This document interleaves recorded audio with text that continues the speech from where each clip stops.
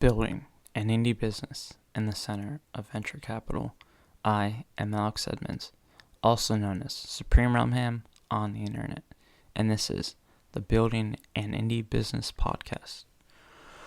Alright, today I wanted to talk about something that I've been struggling with for a while, and it is finding revenue research's audience, right? So I just have this whole thing that I want to talk about. It's organized, but it's unorganized. I don't really have like an agenda. I just have a lot of questions that I've been struggling with. And I just want to talk about this because this is something that a lot of people creating products and content struggle with. So I want to talk about how I've been struggling with it, right? So let's get into it. My problem is that I'm still unsure, even after 10 blog posts, that I still don't know who the audience is for revenue research. Like, there's my intended audience, but I don't know if my intended audience is who is reading my stuff, right? And the problem is here that I haven't had much interaction with the readers of revenue research, and this isn't for lack of trying, right? So this is why I created the survey, because I want to know who's reading my stuff. Is it my intended audience? Is it just random people, right? I was really excited when I first started revenue research because someone emailed me and that we started talking after like the first or second blog post. We got in a whole discussion about why I created revenue research, and he just asked me questions and I answered everything, and we had a back and forth, and it was great, and that made me really excited because I don't really interact with anyone when I'm creating content, or like in the past, right? I don't even know who's listening to this podcast as of right now. I know there's Josh, there's Brendan. That's about it, right? That's why I've been creating surveys. Oh, Constantine too. That's why I created both surveys, because I wanted to talk to people who listen or read my stuff, right? So, but they stopped interacting with me. They stopped opening the emails. I'm not even sure if they opened up like the third or fourth revenue research blog post when I emailed it to him or her. I don't question it anymore. So there is one subscriber, and they're really dedicated to revenue research content. They're in the Discord community. I invited them personally to Discord, and they read everything. But that's about it in terms of interaction with subscribers, right? So my intended audience is indie makers that want to learn about monetization, and investors that want to learn about different industries and how the industries work before they invest in them, right? Because I've been on both ends of this, right? It took me a year to monetize open podcasts. Before that, I didn't have any idea how to monetize. I was just like sitting around being like, I'll get to it. And then I had no plan, right? And then I was like, you can monetize content, and so let me do that. Let me write a book and then sell it.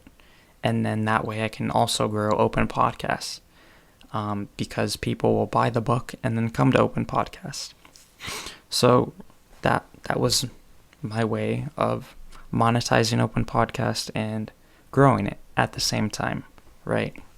And before that, my project, alertsforbtc.com, not around anymore. I didn't know how to monetize it at all. So I put like one affiliate link in the corner, but that was it. And it was like, it was a good ad, right? Not good, but it was like, it was appropriate for my audience, because it was alerts for BTC was alerting people of the price of Bitcoin, whether they wanted to sell or buy it.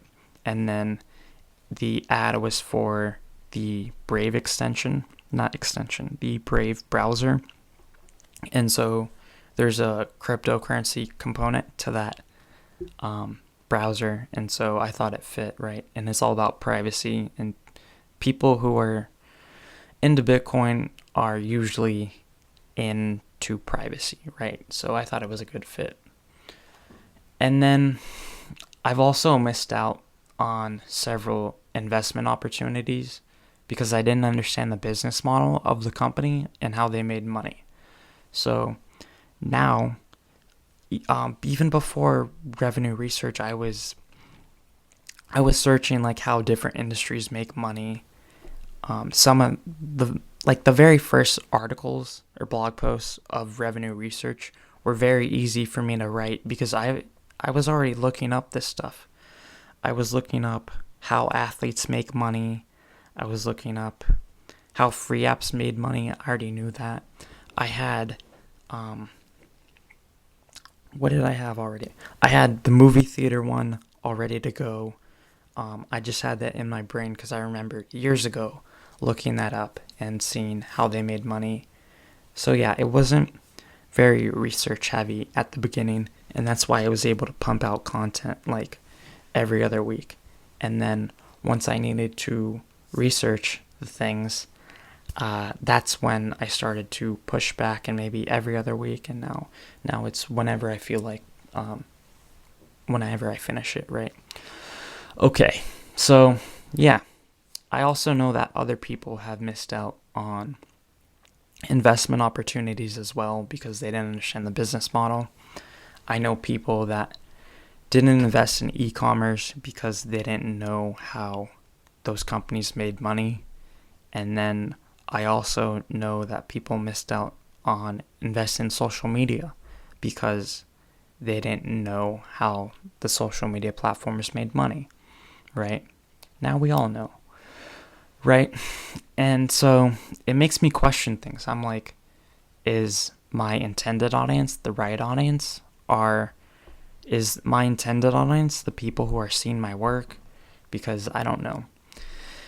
And the email list growth has been very slow compared to what I expected. I got 10 subscribers really quickly. It was like maybe 3 blog posts and I had my 10 subscribers, which was my goal. But I thought that growth would continue and it really hasn't. So that has me questioning things. Am I targeting the right audience? Am I promoting in the wrong places? Does my writing suck and that's why I'm not getting subscribers? Right? Even though I hit my goal of 10 subscribers and 10 blog posts, I feel discouraged, right? Am I not growing because I lack content? Because that's okay to me, because as my content grows, then my audience will grow. And so it just takes time. And then I wonder, is my content like too broad, going from Christmas trees to movie theaters to tech? Is that why I'm not growing? Because I don't have like a subject specific audience, right? Or I'm not subject specific in terms of my content. Should I just move on? But then how can I know for sure that moving on is the right thing, right? Is there a place where I can test my theories out on a new audience and find out whether I'm right, whether I should just move on because this new audience is my intended subscribers and they don't like my content? So yeah, and then I wonder, are my current subscribers my intended audience? And do they see my content and not like it? So yeah, I'm just wondering, should I move on? But like, then I'm wondering, will SEO change all this? Because right now I'm building up revenue research's domain authority, and I'm getting it higher up in the search results. And as soon as my domain authority gets to like 30 or 40, I'll be getting organic traffic. And will those people searching for the content and clicking on it start subscribing, and then I have organic traffic and subscribers. And the only problem was that I'm not good at promoting, and SEO changes all this. I don't know. It's tough. It's tough to know. And then also there's the problem that I don't really have any other ideas to work on. So that kind of ruins this podcast and my other stuff. I can always go to like CSS art, right? But then I'm starting from zero there, and if I just need to keep writing and creating content, there's no reason for me to go to CSS art, like fully jump into CSS art. Right. So it's my problem. All right. I don't know about this episode. If you listen to it and you're at this end, thank you for listening. I appreciate it. If you have any ideas for me about this, or any comments or questions or advice for me, I'd really appreciate it. You can tweet me, email me, I don't know, send a carrier pigeon, anything you want. Just reach out. And you could also fill out the survey. I'll put it in the show notes. Thank you for listening. Have a nice day. Bye.